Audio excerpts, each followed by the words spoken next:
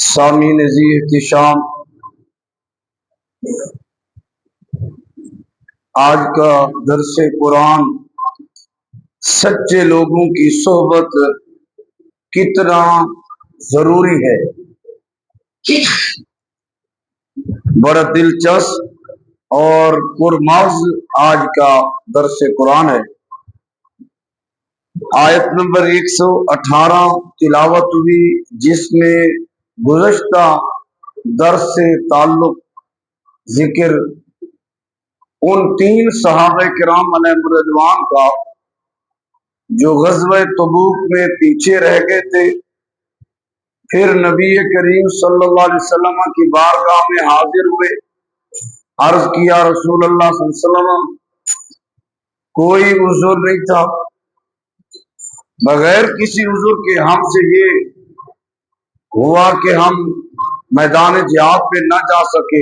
نبی کریم علیہ السلام نے فرمایا اب تمہاری توبہ کا معاملہ قبولیت کا اللہ کی سپرد ہے، جب تک کوئی آیت نازل نہیں ہوتی اس وقت تک تمہاری توبہ مؤخر ہوگی، قبول ہونا۔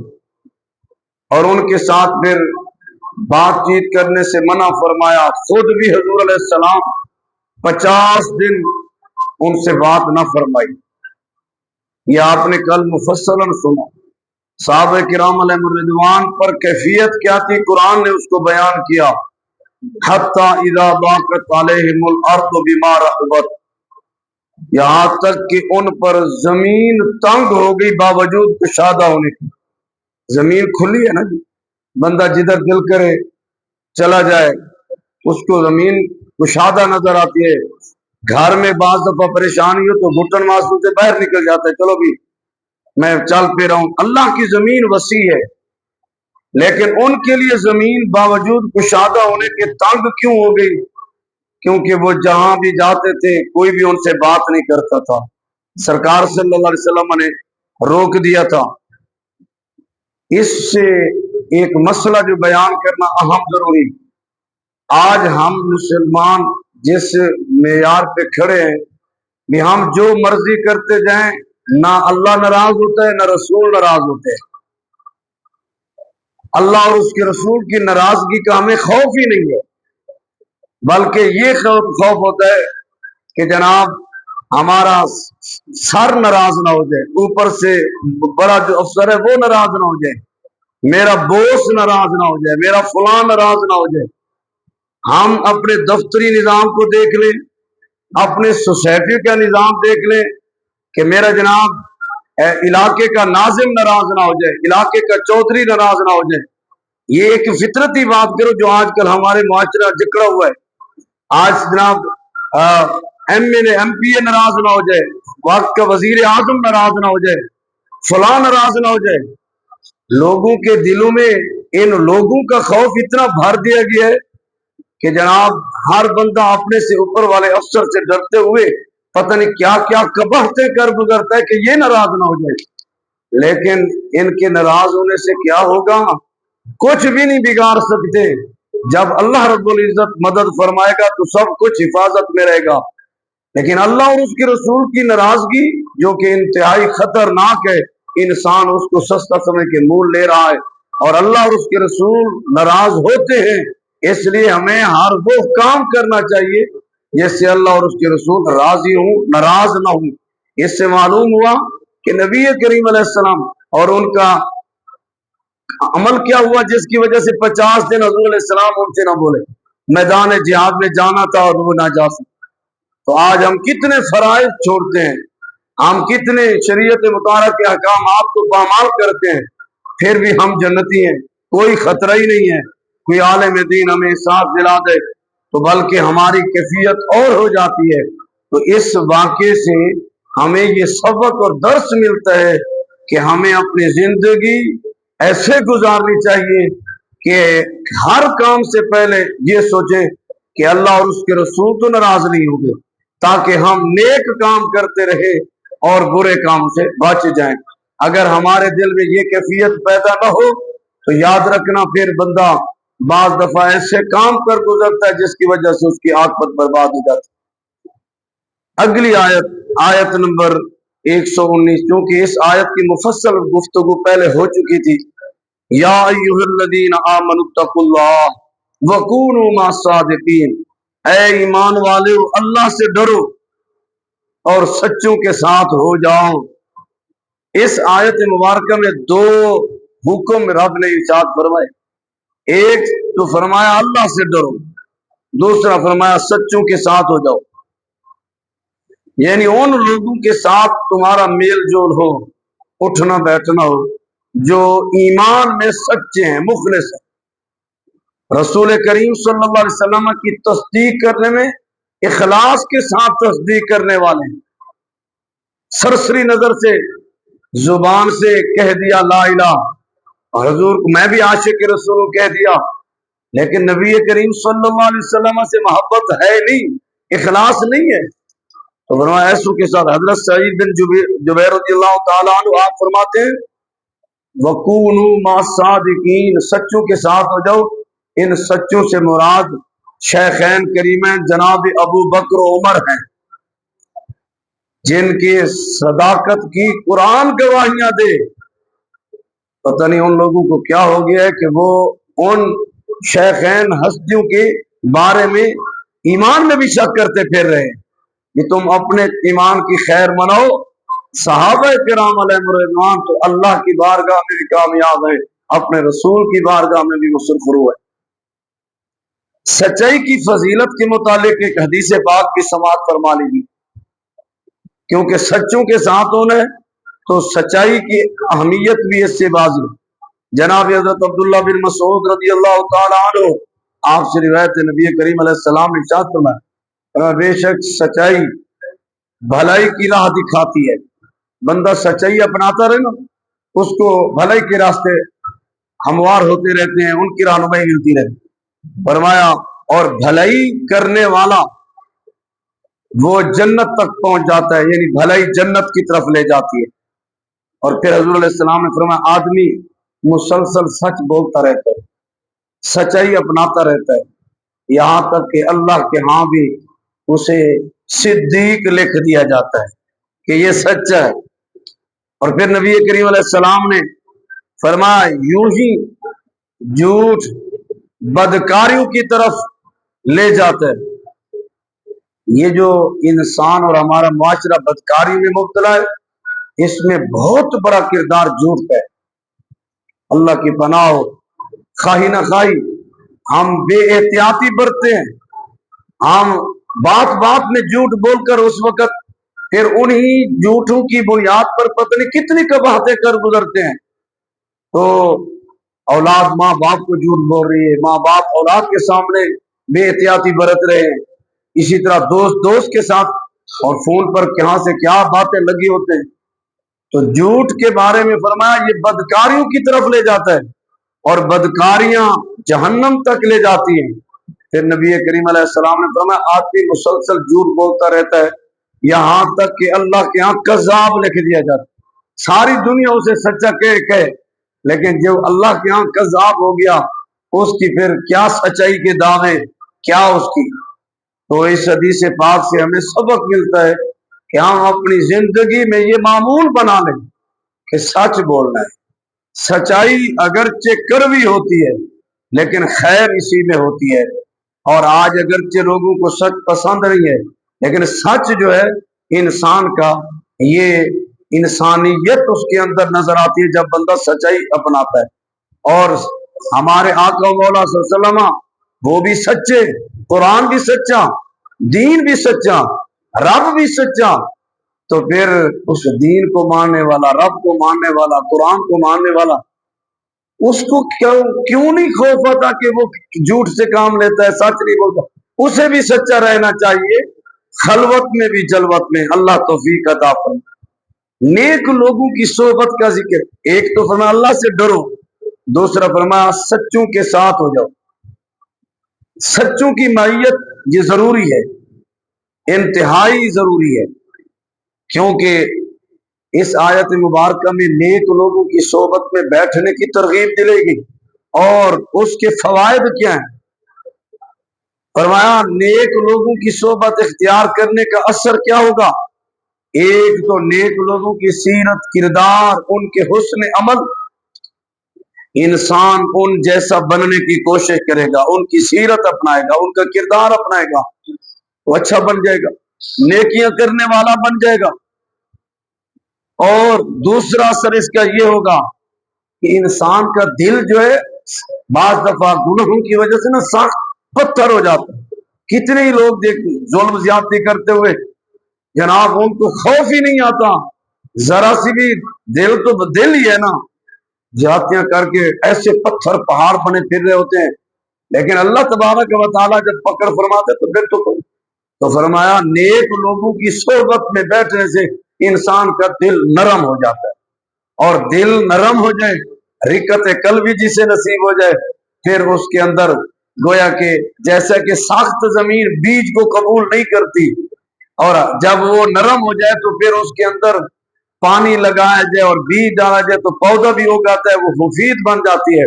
نرم دل پھر کسی کی بات کو قبول بھی کرتا ہے، اور پھر اس کے اندر نیکی کی باتوں کے اثر بھی ہوتا ہے، پھر قبر و حشر کی فکر اور ہولناکیاں بھی اسے اثر کرتی ہیں۔ آگے نبی کریم صلی اللہ علیہ وسلم کا فرمان حضرت سیدنا ابو ہریرہ رضی اللہ تعالیٰ عنہ سے فرمایا آدمی آج لوگ نا دوستوں میں احتیاط نہیں برتے، کہتے ہیں کہ ٹھیک ہے میرا دل مطمئن ہے تو دوست بنا لو۔ حضور نبی کریم علیہ السلام نے ہماری رہنمائی فرمائی، آج لوگ جتنا زیادہ خطرناک بندہ ہو نا اس سے دوستی کو ترجیح دیتے ہیں، جھوٹا، کذاب، فرادیا، اور بعض اس کے ساتھ تاکہ میں بھی سمجھدار بن جاؤں، اٹھنے بیٹھنے والا بن جاؤں۔ بھئی حدیث پاک میں کیا ہے، حضور نبی کریم علیہ السلام نے کیا ارشاد فرمایا آدمی اپنے دوست کے دین پر ہوتا ہے، آدمی اپنے الرجل علی دین خلیل ہی، اپنے دوست کے دین کے مطابق ہوتا ہے۔ فرمایا اسے دیکھنا چاہیے کہ وہ کس کو دوست بنا رہا ہے، اگر اس نے بدکار کو دوست بنایا ہے تو پھر ظاہر ہے خود نہیں ہے بدکار، لیکن بدکار سے دوستی کرنے کی وجہ سے ایک دن بدکار ہو جائے گا، اگر نہیں بھی ہوگا تو کم از کم بدکار کے بارے میں اس کا دل نرم ہو جائے گا۔ دوست جو ہے کہے گا نہیں نہیں جیسا یہ میرا دوست ہے، خائی نہ خائی اس کی مدد کرے گا۔ فرمایا بندہ اپنے دوست کے دین پر ہوتا ہے، اسے چاہیے کہ وہ دیکھے کس کو دوست بنا رہا ہے۔ اسی طرح بدمذہب جن حکمرانوں نے یہود و نصارہ سے دوستی لگا رکھی ہے، وہ انہی کی ہی باتیں مان رہے ہیں، پوری رعایا کو جہاں مرضی کچل دے ان کا کوئی مسئلہ نہیں، صرف ان کے آقا خوش ہو جائیں۔ تو اس لیے نبی کریم علیہ السلام نے ارشاد فرمایا تم آدمی اپنے دوست کے دین پر ہوتا ہے، اسے دیکھنا چاہیے کہ وہ کس کو دوست بنا رہا ہے۔ اس لیے دوست کس کو بنائیں؟ کسی عالم دین کو بنائیں، دوست کسی نیک آدمی کو بنائیں۔ اور دنیا کے اندر ماں باپ بھی دوست ہے، ہمارے لوگ اوروں کے لیے تو ٹائم نکال کر دوستیاں نبھاتے ہیں، اپنے ماں باپ کے ساتھ وہ ماحول بھی نہیں بناتے، ادب اور پہلو محبت کو بانٹنے کو تیار نہیں۔ ان سے بھی اس طرح یعنی دوست اس لیے ہوتا ہے نا، بھی اس کو بندہ کوئی راز کی بات بتاتا ہے، کوئی مشکل بات بتاتا ہے، تو والدین بھی وہ رشتہ ہے جن سے محبت وابستہ ہوتی ہے۔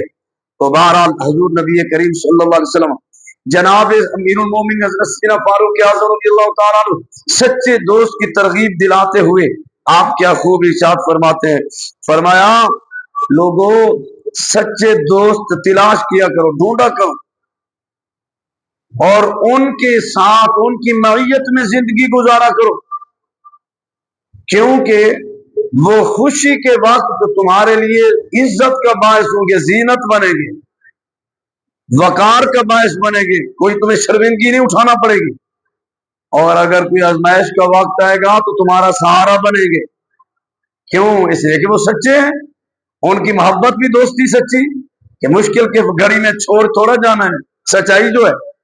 اور فرمایا کسی بھی گناہ گار کی صحبت اختیار نہ کرو، لیکن یہاں تو رونا یہ ہے کہ کہتے نہیں وہ بھی تو اللہ کا بندہ ہے نا، تو بدکار کے ساتھ صحبتیں اٹھاتے اٹھاتے کہاں تک بندے چلے گئے۔ اور میں کسی گناہ گار سے دوستی نہ لگاؤ، صحبت اختیار نہ کرو، ورنہ اس سے گناہ ہی کرنا سیکھو گے، کیونکہ وہ بدکار ہے تو تم اس کے ساتھ صحبت اختیار کرو گے۔ حضرت امام جعفر صادق رضی اللہ تعالیٰ عنہ آپ فرماتے ہیں 5 قسم کے آدمی کی صحبت اختیار نہیں کرنی. کتنے آدمیوں کی؟ 5 قسم کے لوگوں کی. نمبر 1 بہت جھوٹ بولنے والا. فرمایا اس سے کبھی کبات کیا ہوگی؟ فرمایا کیونکہ تم اس سے دھوکہ کھاؤ گے اور وہ تمہیں دھوکہ دے گا. جھوٹ بولنے والا ہے. فرمایا اس کی مانند ایسی ہے جیسا کہ کڑکتی ہوئی دھوپ میں صحرا کے اندر ریت چمکیلی نظر آتی ہے. کبھی آپ صحرا میں جائیں اور دھوپ ہو، دور سے سمجھنے والا اس کی اس چمک اور لسک کو دیکھ کر کہتا ہے لگتا ہے پانی ہوگا، وہ چمک ایسی لگتی ہے. لیکن جیسے جیسے قریب جاتا ہے پانی کا نام و نشان ہی ہو اور صحرا کھنڈرات. تو فرمایا جھوٹے بندے سے دوستی لگانا ایسے ہی امید لگانا ہے جس طرح وہ ریت کی صحرا میں لسک کو پانی سمجھ کر امید لگانا بھی یہ پیاس ہو جائے گی. فرمایا جھوٹا بندہ تیرے کام نہیں آئے گا، جھوٹے سے دوستی نہ لگو. نمبر 2 فرمایا اچھا جھوٹے بندے کی دوستی نہیں کرنی. ان میں قباحتوں میں حضرت امام جعفر صادق نے ایک بات اور بھی فرمایا وہ تیرے سے قریب ہیں ان کو دور کر دے گا اور جو تیرے سے دور ہیں انہیں تیرے قریب کرے گا. کیونکہ تو نے جھوٹے کو دوست بنایا ہے، وہ جھوٹی پلانے کر کے تعریفیں کرے گا، کل باندھے گا. کتنے ہی لوگ ہیں بد مذہبوں کی تعریفیں کر رہے ہیں، وہ یہ ہے وہ یہ ہیں. نہیں، جھوٹ جھوٹی ہے. پھر ان کی تعریف کیوں؟ تعریف تو اللہ اور اس کے رسول کی ہے یا پھر اس کی ہے جو اللہ اور اس کے رسول کے احکامات کے مطابق چلے. تو اگلی بات فرمایا نمبر 2 فرمایا بے وقوف آدمی کو بھی دوست نہ بنانا، احمق کو. اس کا کیا نقصان ہوگا؟ فرمایا کیونکہ اس سے تمہیں کچھ بھی حاصل نہ ہوگا، وہ تمہیں نفع پہنچانا بھی چاہے گا تو تمہیں نقصان میں ڈال دے گا. کیونکہ بے وقوف نادان دوست جو ہے بندے کو ایسے فتنے میں ڈال دیتا ہے یا ایسی ازمائش میں ڈال دیتا ہے کہ اس کا نقصان ہو جاتا ہے. فرمایا نمبر 3 بخیل شخص سے بھی دوستی نہ لگانا، کیونکہ جب تمہیں اس کی زیادہ ضرورت ہوگی کہ وہ تمہارے کام آئے ہے وہ بخیل، تو پھر اس وقت وہ تیرے ساتھ دوستی توڑ دے گا، ختم کر دے گا. تو فرمایا اس کے ساتھ. نمبر 4 فرمایا بزدل شخص سے بھی دوستی نہ لگانا. بزدل شخص کیا؟ فرمایا مشکل وقت پہ تمہیں چھوڑ کر بھاگ جائے گا. نمبر 5 فرمایا بدکار فاسق شخص سے بھی دوستی نہ لگانا، کیونکہ وہ تمہیں ایک لقمے یا اس سے بھی زیادہ کم قیمت میں بیچ دے گا. کسی نے پوچھ لیا اے امام جعفر صادق کہ وہ فاسق بدکار شخص ایک لقمے کے عوض کیسے بیچے گا، اس سے کم قیمت کیسے؟ تو آپ رضی اللہ عنہ فرمانے لگے، فرمایا چونکہ وہ لالچ رکھتا ہوگا اور اس کی لالچ حوث وہ ایک لقمے کی مانند بھی ہوئی نا تو اس نے دوستی بیچ دینی ہے. فرمایا ان کی صحبت سے بچنا چاہیے. مزید کئی احادیث مبارکہ ہیں، میں 1-2 اور حدیثیں ذکر کرتا ہوں. تو پھر اس موقع پر حضور علیہ السلام کی رہنمائی کیا ہے؟ حضور نبی کریم صلی اللہ تعالی علیہ وآلہ وسلم جناب حضرت عبداللہ بن عباس رضی اللہ تعالی عنہ آپ روایت فرماتے ہیں، فرمایا علماء کی صحبت میں بیٹھا کرو. علماء کی صحبت میں بیٹھنا بھی عبادت ہے. اب رولا یہ ہے کہ ہم نے غیر علماء کو بھی علماء بنا رکھا ہے. جس نے بھی داڑھی رکھی ہم اس کو عالم تصور کریں. ریڑھی پہ لگ کے کھڑا ہے تو مولوی صاحب یہ فروٹ کتنے کیا ریٹ ہیں؟ بھی داڑھی رکھنے سے بندہ عالم، عالم بننے سے عالم ہوتا ہے. 15 20 سال پڑھنا پڑتا ہے پھر جا کر عالم. تو اب نبی کریم علیہ السلام کے صحابی حضرت عبداللہ بن عباس کیا فرما رہے ہیں؟ فرمایا علماء کی صحبت میں بیٹھنا عبادت ہے. اور اسی طرح دوسرے حدیث پاک نبی کریم علیہ السلام نے ارشاد فرمایا جب تم جنت کی باغیچوں سے گزرو، جنت کے باغوں میں سے کسی باغ سے گزرو تو وہاں سے تم پھل چن لیا کرو. نبی کریم علیہ السلام عرض کی کہ یا رسول اللہ صلی اللہ علیہ وسلم جنت کے باغ کیا چیزیں ہیں اور ان کے پھل کیا چننا ہے؟ فرمایا علمی مجالس، یہ جیسے درس قرآن ہو رہا ہے علمی مجالس. فرمایا یہ جنت کا باغ سجا ہوا ہے اور تم اس سے جو علم کی دین کی بات سیکھو گے سنو گے گویا کہ تم نے جنت کے باغ کا میوہ چن لیا ہے. تو نبی کریم صلی اللہ علیہ وسلم حضرت سہل رضی اللہ تعالیٰ عنہ سے روایت ہے، آپ فرماتے ہیں جو چاہتا ہو کہ انبیاء کرام علیہ السلام کی مجلسوں کی طرف دیکھیں کہ انبیاء کرام علیہ السلام کی مجلس کیسی ہوتی ہوگی، تو فرمایا اسے چاہیے کہ وہ علماء کرام کی مجالس کو دیکھے کہ وہ جو کچھ وہاں ہو رہا ہے وہی تصور کرے انبیاء کرام علیہ السلام کی مجلسوں میں بھی یہی ہوتا تھا۔ اب وہ کیا کہ فرمایا کوئی شخص کھڑا ہوگا کہے گا فلاں نے یہ کہا ہے، اے عالم دین بتائیے اس کا کیا حکم ہے، وہ آگے مسئلہ بیان کرے گا۔ پھر اسی طرح دوسرا پوچھے گا یہ مسئلہ کیا ہے، اس کا کیا حل ہے، تو فرمایا انبیاء کرام علیہ السلام کی نشستوں میں بھی یہی ہوتا تھا۔ اور آخری جملے حضرت اس عنوان سے متعلق حضرت فاروق اعظم رضی اللہ تعالیٰ عنہ فرماتے ہیں علماء کی مجالس سے الگ نہ رہو، اس لیے کہ اللہ عز و جل نے روئے زمین پر علماء کی مجالس سے محترم کسی مٹی کو پیدا نہیں فرمایا، یعنی وہ مقام جہاں علماء کی مجلس ہوتی ہے وہ سب سے مکرم ہے اللہ کے ہاں۔ تو اللہ تبارک و تعالی ہمیں نیکی کا کام کرنے کی توفیق عطا فرمائے۔ آخری حضرت سیدنا سفیان بن عیینہ فرمایا حضرت عیسیٰ علیہ السلام کے ارشاد ہے ایسے لوگوں کی صحبت اختیار کرو جن کی صورت دیکھ کر تمہیں خدا یاد آئے، جن کی گفتگو تمہارے علم میں اضافے کا باعث بنے، جن کا عمل تمہیں آخرت کا شوق دلائے۔ اللہ تعالی ہمیں نیک لوگوں کو اپنا دوست بنانے کی توفیق عطا فرمائے اور زندگی کے لمحات میں علماء کی مجالس میں بیٹھنے کی توفیق نصیب فرمائے۔ حدیث پاک ہے جناب حضرت سیدنا عمر بن عاص رضی اللہ تعالی عنہ، آپ حدیث پاک کے راوی ہیں، وہ ذرا تفصیل حدیث ہے، میں انشاءاللہ العزیز کو کل تک موقوف کرتے ہیں، کل ہی ذکر کریں گے۔ اللہ تعالیٰ سے دعا ہے اللہ ہماری حاضری قبول و منظور فرمائے۔ الصلاۃ والسلام علیک یا سیدی یا رسول